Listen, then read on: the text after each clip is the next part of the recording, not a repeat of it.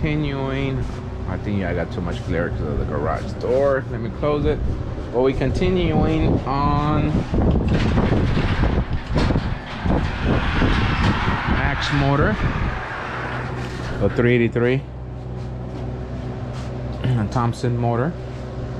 From the last time y'all seen it, valve covers in, coil packs in, oil pan secure, has a windage tray from mast, front cover secured, rear cover secured. I'm gonna do the intake, but I'm gonna do it intake off camera. You really just gotta open it up, put a layer RTV in it towards the back, seal it back up, open whatever hole you're gonna use for the map. It's either this one or it has one on the top over here. To make it look cleaner, you just use the back one in the back. This is your vacuum, and this is for your brake booster. So we're just gonna seal it up, open it up, seal it up, put the fuel rails, injectors, finish off the throttle body, the sensors, stuff like that. But it's gonna be off camera. What I'm gonna show you on camera, we're gonna put you the CVF, oh no, what is this? Yeah, CVF Serpentine kit. We're gonna do that on camera, but we're gonna take it all out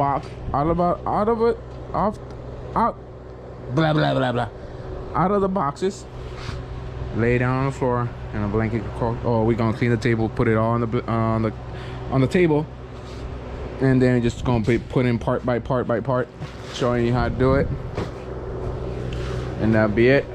This is a ish motor. If y'all watching, we have to take it the oil pan off, but I found another LS1 pan there. This is off Blake's car, so we're gonna put the LS1 pan on the new motor that's coming on. We already took the motor mounts off. We gotta take the balancer off, and we gotta take the flywheel off. Oh no, we don't gotta take the flywheel because the other engine's coming with a flywheel and trans, so it's just the balancer. That's about it. And the starter.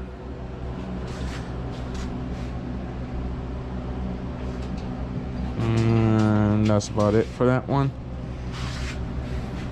But we're gonna put it on the stand that this one came in, so we can use that stand for the motor that's coming in for each car. So we can do all new gaskets, a cam, and shit like that, and put all the accessories from this motor to the other motor. So we can throw that motor back inside the car and push that shit out. But we're gonna focus on this today. So I'll bring it in once we start. Let me do this fucking intake off camera. All right, here we go. Here's the kit. You got your alternator, AC, power steering, tensioner, your pulleys, your water pump, and your brackets. That's the remote reservoir and the fittings for the AC and the power steering. So we're not going to use none of that right now, so that one stays inside the box until we use it. All your bolts instructions is almost a $2,000 kit, and they send you paper water pump gaskets. Why would you do that? Good thing I have the aluminum Velcros in stock. So we're gonna start with the water pump, and everything from there on bolts onto the brackets and water pump. But we start with the water pump. So we're just gonna close down the garage door so y'all can see better, and we're gonna go from there. And this is this shit, but he has a ATI dampener, so we're gonna see. We're gonna mount that one up first. So all right, let's get started. All right, we got the STI balancer mounted, and the CVF crank pulley. So now we're gonna move on to the water pump. The water pump instructions want you to mount it up using those 6 bolts to hold it in place, and then come back and remove 3 of them from the passenger side, mount the passenger side bracket using the spacers. So we're gonna try to do it all at once. Install those screws onto the fucking bracket to the spacer to the water pump onto the engine.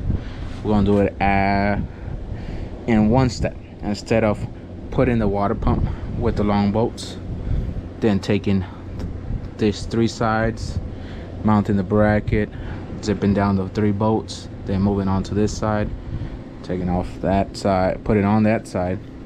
But Fat Boy's here to help me, so we're gonna do it all in one step. Let me get to it. I think I was showing Fat Boy instead of the brackets.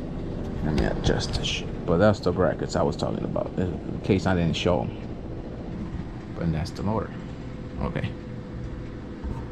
Alright, so that's how we're gonna grab it and throw it on the engine, because they want you to mount the pump without the brackets, then take off the fucking one side, put the brackets with these spacers, and do side by side. But Fat Boy's here, he can help me.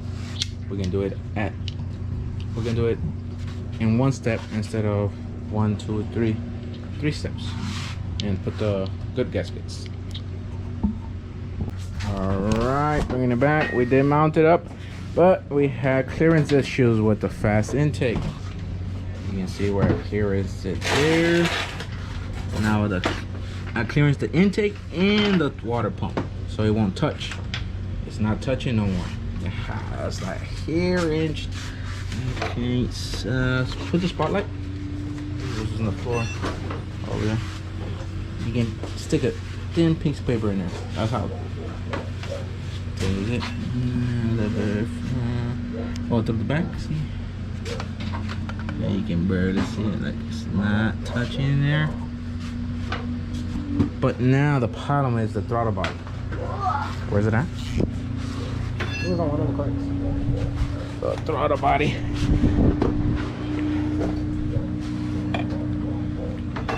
See the hole? Can't see the hole, but it's that much off right there. You can see this one. It's touching on that water pump. So I already tried I tried the water pump and the throttle body when it was installed to clearance it, but now I have to clearance the whole bottom of it. So he's gonna torque it. I'm gonna go outside and start clearance it. You can see where the gasket goes. I'm gonna try not to touch it and wish for the best. All right, so I shaved the throttle body, the bottom part of it. It's upside down right now, so yeah, I can see, so I can point. You can see where I shaved. I shaved a whole lot of it, and right here has a little bevel. And you see that black line that going circular? That's for the seal. That's where the seal's at. So you cannot pass that. You cannot go past that. So now it mounts. Get your wide angle. You can see the bolt hole right there, right about there. That one lines up, and this one. So all 4 lines up now. The alternator is not touching the water pump, and that's it. It's a lot of shaving. If you don't trust yourself with the grinder, don't do it. Just mark it and take it to a CNC machine shop so they can do it. But that's what you're gonna have to do if you're gonna try to use that CVF with the 102. I guess the 92 will fit perfectly, but not the 102. I have to shave it. No, go ahead. Now he's gonna install it. He moved on to the alternator while I was shaving out there, because I had to test fit a lot of, you know, it's better you take a little bit at a time, come and test fit, take it back, test fit, take it back. Alternator is mounted how it's supposed to be. It's supposed to be like this, with this up. Yeah. Because down here is supposed to have the locking one in the bottom. The locking. Okay, the screw. The screw. The screw, okay. But this will be ugly because it's gonna show the wire. Yeah. But still, if we do it at 180, it's gonna be like around here. So it'll be the same shit. Yeah, it's be the same shit. We just go straight down there. All right. The AC compressor go on that side. Power steering goes here. Once we start moving on, he's gonna bring it back in. Right now, he just bolting back up the throttle body. Hold on. Okay, it clears. I was about to say it was touching right here, but it clears the water pump. Okay, I'll bring it back.